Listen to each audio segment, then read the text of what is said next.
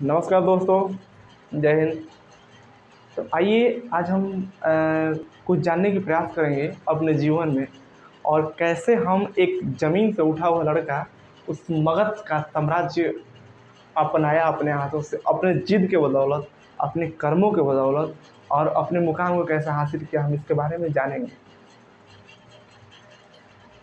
एक ही बस सोच होता था एंशियंट काल में, प्राचीन काल में, या आज के भी डेट में। लोगों को बस एक ही मानसिकता बनी रहती है कि राजा का बेटा राजा बनता है, चाहे पॉलिटिशियन हो या कुछ भी हो। बस लोगों की मेंटलिटी यही हो गई है कि जो राजा है, मतलब जो प्राइम मिनिस्टर है या फिर जो कोई पॉलिटिशियन है, उसका बच्चा ही पॉलिटिशियन बनेगा। लेकिन ऐसा कुछ नहीं है। कुछ एक्सेप्शनल आज भी हैं, कुछ एक्सेप्शनल कल भी थे, और कुछ एक्सेप्शनल रहेंगे भी। योग्यता किसी की जो पारंपरिक मोहताज नहीं होता है। योग्यता हर वो बच्चा, योग्यता हर वो व्यक्ति, योग्यता हर वो इंसान ला सकता है जिसके पास काम करने की क्षमता हो, जिसके पास टैलेंट हो। आइए हम एक ऐसे शख्स से मिलवाने जा रहे हैं आपको, जिसके बारे में पूरा अखंड भारत जानता है कि वो व्यक्ति कौन था, क्यों था, और कैसे क्या किया। एक छोटी सी कहानी आप लोगों के सामने स्पष्टता पेश करने जा रहा हूँ।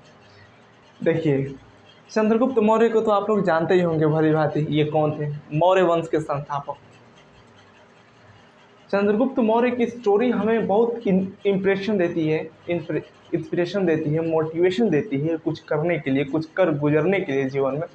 तो सबसे पहला पॉइंट ये है कि चंद्रगुप्त मौर्य एक ऐसा लड़का था, जो लड़का अपने लिए नहीं बल्कि दूसरे के लिए कंपटीशन लड़ रहा था, जीत रहा था।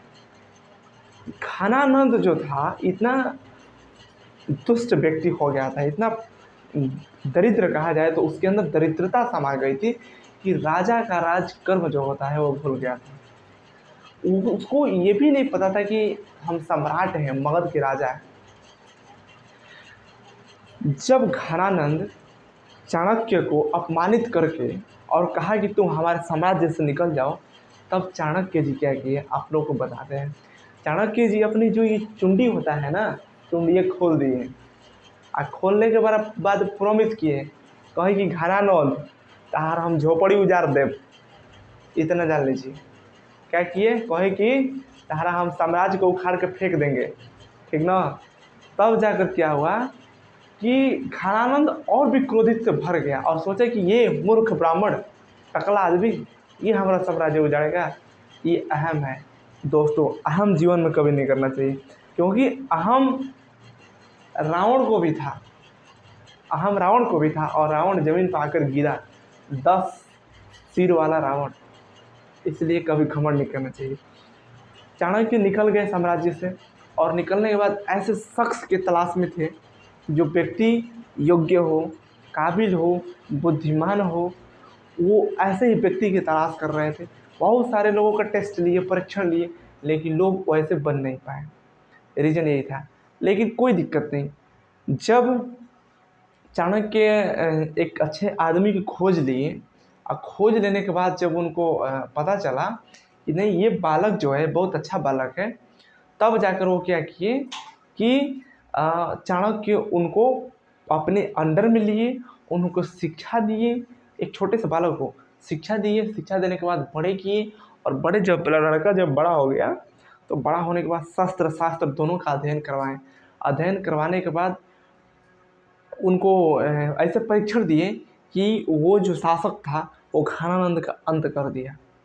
एक छोटी सी कहानी बात है, आपको बता दें कि दुनिया में एक कुछ ट्रेंड चीज़ें चलती है। जैसे लोग कहते हैं कि प्यार मोहब्बत ऐसा चीज़ होता है, लेकिन रियलिटी जो जीवन होता है, इसका एक अलग ही स्पष्टता मतलब होता है।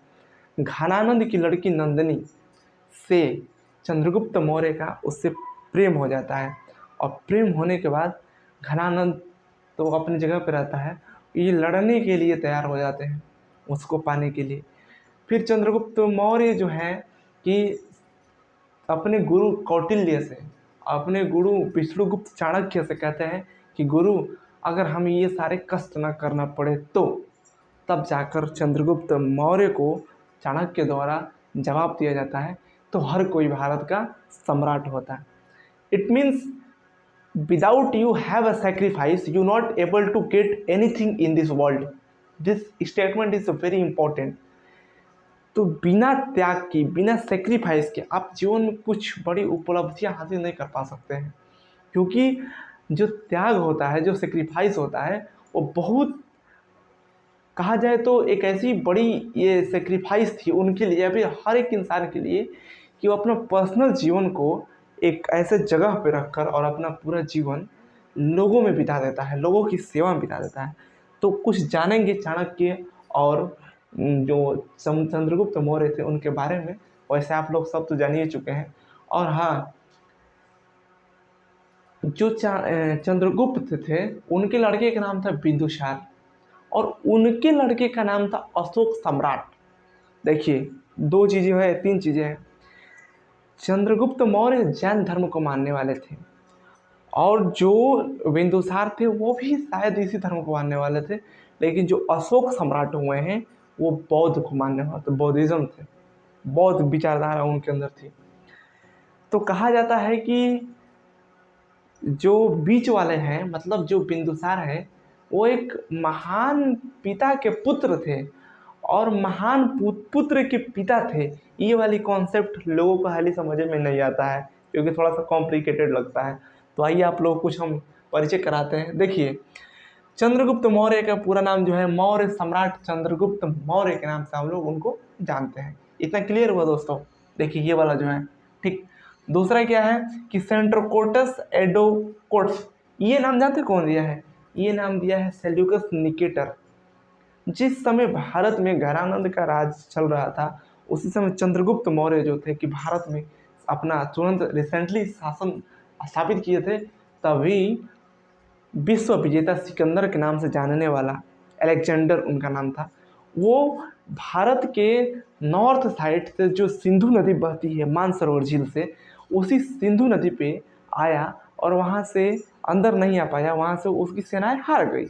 हारने के बाद क्या हुआ कि जो चंद्रगुप्त मौर्य थे उनको पराजित किए, तो उनके सैनिक जो सेनापति थे सेल्यूकस निकेटर, वो भी आए थे और सेल्यूकस निकेटर ही उनका नाम एड्रोकोट्स रखे। और एक और मजे की बात आपको बता दें दोस्तों कि सेल्यूकस निकेटर की पुत्री हेलेना, जिसको कार्नेलिया भी बोलते हैं, उसी से ब्याह किए थे चंद्रगुप्त मौर्य। ब्याह मैंने समझ रहे हैं ना आप लोग, शादी।